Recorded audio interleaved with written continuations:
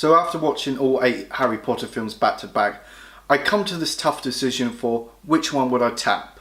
Hermione Granger or Luna Lovegood? Probably Luna Lovegood. Hey there guys, it's time for another rankings video, and since Fantastic Beasts and Where to Find Them's coming out, hashtag I've got a man crush on Eddie Raymond, and it takes place the same world as the Harry Potter films, I thought it was time to do my rankings of the worst and best of Harry Potter films. Now before we get started, I just want to say film is subjective and I'm not the hardcore Harry Potter fan. I haven't read the books, and so I don't want people to be like, comment, subscribe, go check out my Twitter, my Facebook, no, Instagram page.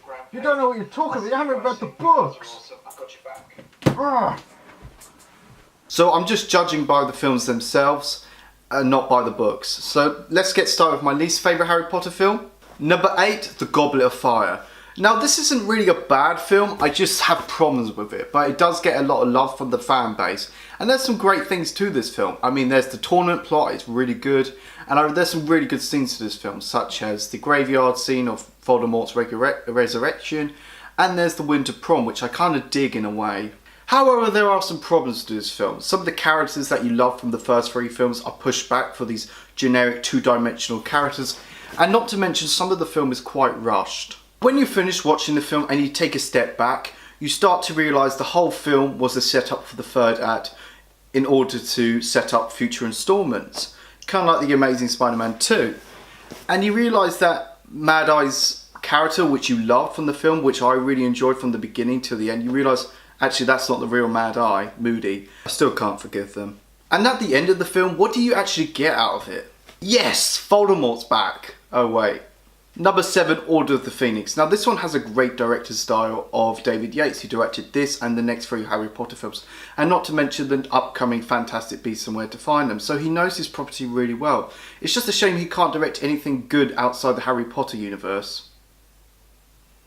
Yeah, I'm not going to talk about that. The film introduces a new character, Luna Lovegood, who is one of my favourite Harry Potter characters and I would definitely tap. And not to mention it introduces a sub-villain, Dudless Umbridge. Man, what a bitch. The film starts out strong with a great chase sequence from the Dementors. You get a good introduction of the Order of the Phoenix. You really dive into the whole Ministry of Magic. There's a great epic showdown between Voldemort and Dumbledore, and it's great to see Gary Oldman again as Sirius Black. When you get down to it, the subtitle to this film doesn't really play a major role in this film. It doesn't even play a minor role. It only happens at the beginning, at the end of the film. And Harry Potter was just so depressed and miserable at the time, you just wanted to hit him. And the film was too jam-packed from the source material from the book. Number 6, The Philosopher's Stone. This film is 15 years old and it still holds up. Okay, it feels like a children's film more than an adult film, but that's not a bad thing. Okay, it had a low budget, the kids didn't go through puberty, and I don't think Warner Brothers know how to execute this franchise till later on. Out of all the Harry Potter films, this is probably the least deepest and darkest, but that's not a bad thing. This film did a great job of exploring and introducing the world of Harry Potter. There is so much creativity in this film and it comes to life so beautifully. Places like Diagon Alley and Platform 9 3/4 and Hogwarts. There are some emotional stuff to this film, and especially the relationship between Harry and Hagrid. I thought that was quite touching. And the magic to this film, it feels so real. I do have to admit, I do have some nostalgia for this film. Wherever I see a chocolate frog or the Bertie Bott jelly beans, I instantly buy them because they're really hard to find. If you have a chance, I really recommend the extended edition. There's some additional scenes and I think it really enhances your viewing experience. Number 5, The Prisoner of Azkaban. Now this is better than the last 2 films in terms of acting, editing, directing and adding new themes, thanks to the director Alfonso Cuarón. When you get to the 3rd film, the kids have definitely grown into their characters and the visuals to this film is stunning. I believe this film made the franchise bigger and better than it ever was by adding a new formula of maturity and darkness, giving the franchise shocking twists. And Gary Oldman as Sirius Black was a great addition to the franchise. My only complaint about this is why wasn't the bloody time turner in any of the other films? Seriously, no explanation. Number 4, The Deathly Hallows Part 1. Now a lot of people say this is just a setup for Part 2, and I don't believe that's true. I was so tempted to put this over Part 2 for so many reasons. Out of all the Harry Potter films, this is probably the most darkest and emotional one.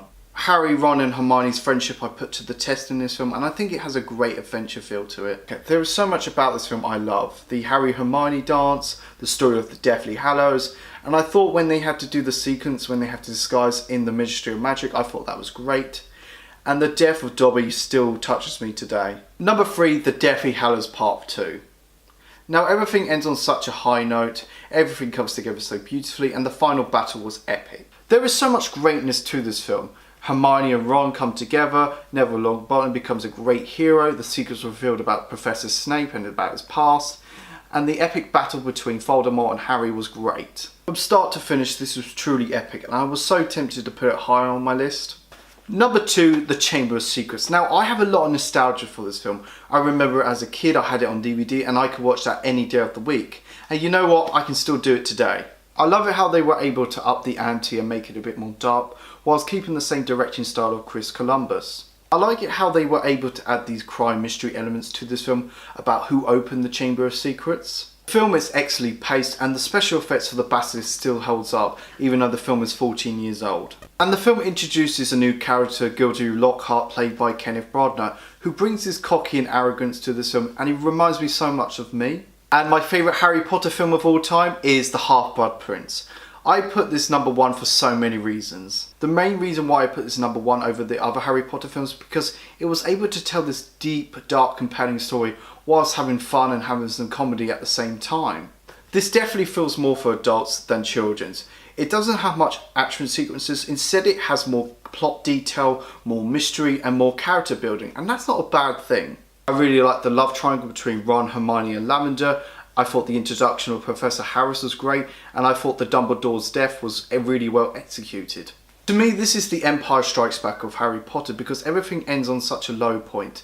And especially at the end when they realised the Horcrux was actually a fake, that was kind of like a massive fuck you to the fans. Thank you so much for watching this video, guys. Like, comment, subscribe. Go check out my Twitter, Facebook and Instagram page. Next week I will be doing my Fantastic Beasts and Where to Find Them review. I'll see you guys soon. You guys are awesome. I've got your back.